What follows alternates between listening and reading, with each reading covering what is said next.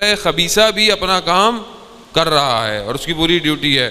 منازل ہم اس گفتگو کے طے کرتے آئے ہیں, اس کا کام ہی یہی ہے کہ اس دنیا کو اس طرح دکھائے کہ یہ حقیقت نظر آنے لگے, اور اس حقیقت کو یہ بتائے کہ تم بھی اسی حقیقت کے لیے بنے ہو.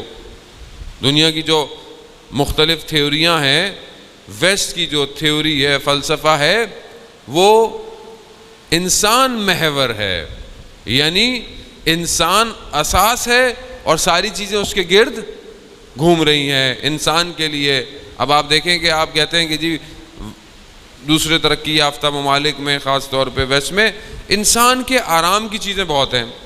مطلب کرسی بھی اچھی ہونی چاہیے, بیڈ بھی اچھا ہونا چاہیے, گاڑی بھی یوں ہو, یہ بھی یوں ہو, یہ بھی یوں. کیوں؟ کیونکہ محور انسان ہے, جبکہ تعلیمات الہی میں محور انسان نہیں ہے, محور توحید ہے, اور اس توحید کے گرد انسان گھوم رہا ہے. اور اسی توحید تک لانے کے لیے پروردگار نے اگر اپنے نمائندے نہیں بھیجے ہوتے, کوئی بھی نہیں پہچانتا. کیونکہ انسان کی جب تک تربیت نفوس نہ ہو, اور یہی وجہ کہ یہ انبیاء آتے رہے اور پھر اس کے بعد وصیوں کا سلسلہ جاری رکھا. میں نے پہلے عرض کیا آپ کی خدمت میں کہ یہ اس طرح گھس گئے. جب آخری نبی آیا تو شجرہ خبیثہ نے بھی پوری طاقت لگائی کہ کسی طریقے سے اسلام تک پہنچے, مگر وہیں پر رسول خدا کے ساتھ ساتھ پہلی دعوت سے لے کر اسلام کی پہلی دعوت تو پتہ ہے نا آپ کو.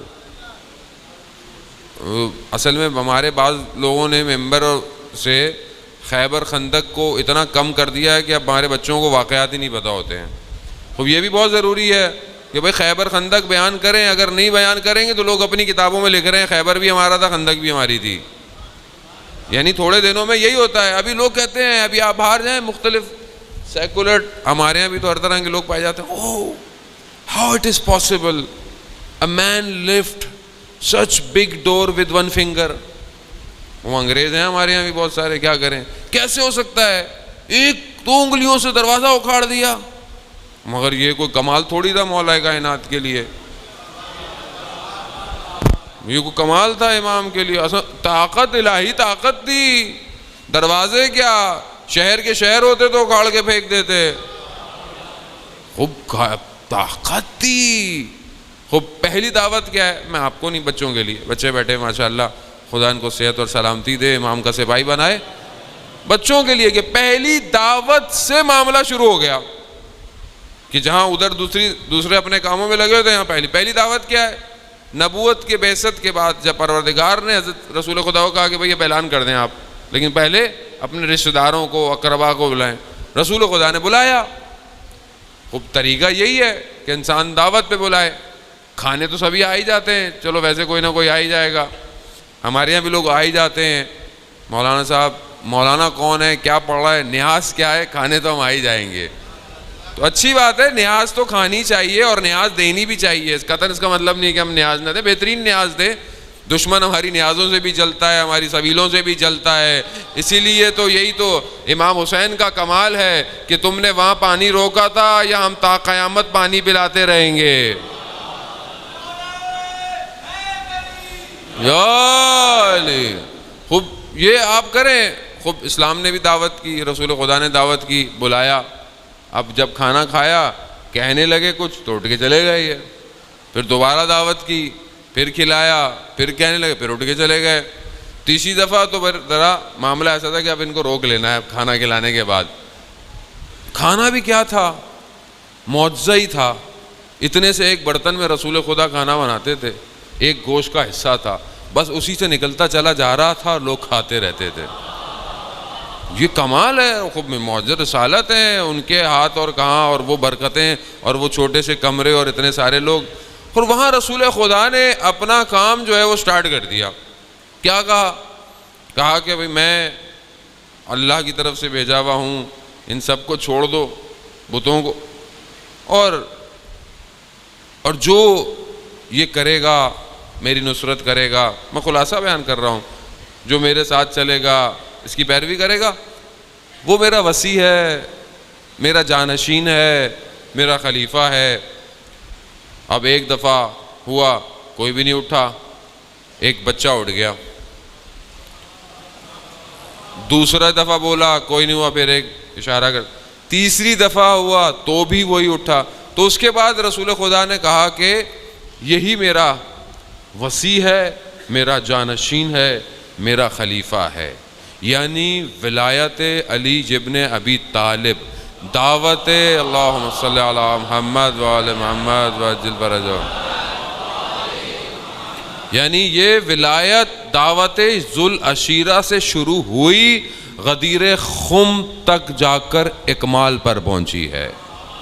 یہی دکھایا رسول نے کہ یہیں وہاں پہ بھی وہی ہے اور ساری زندگی وہی رہا۔ یعنی اسی ولایت نے تو کاٹا ہے آنکھ کے کفر کو، کہ آپ دیکھیں جو شب ہجرت رسول خدا کے بستر پر کون ہے؟ مولا کائنات۔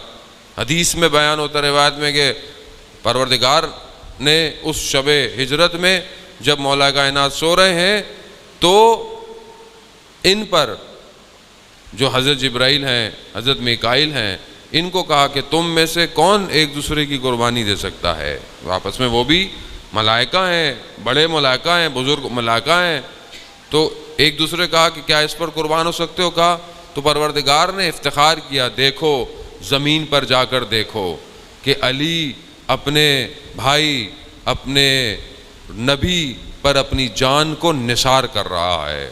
اور روایت آئی کہ ملائکہ آئے، دونوں ملائکہ آئے اور کہا کہ یا علی آپ پر پروردگار افتخار کر رہا ہے۔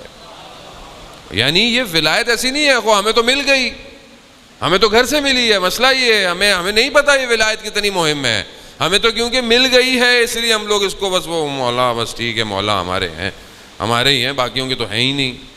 مولا بھی تبھی ہوں گے جب آپ مولائی ہوں گے،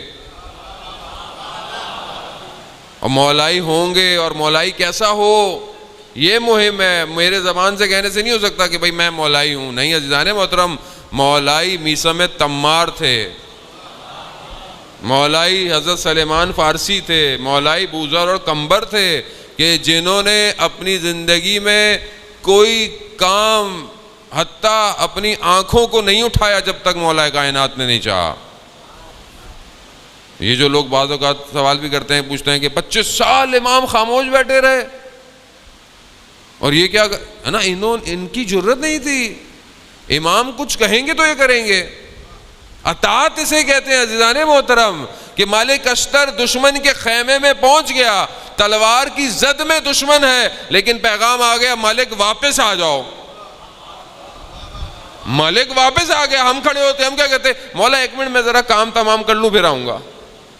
یہ نہیں ہے، وہ ہے مولائی کہ جو ہر وقت اطاعت کر رہا ہے۔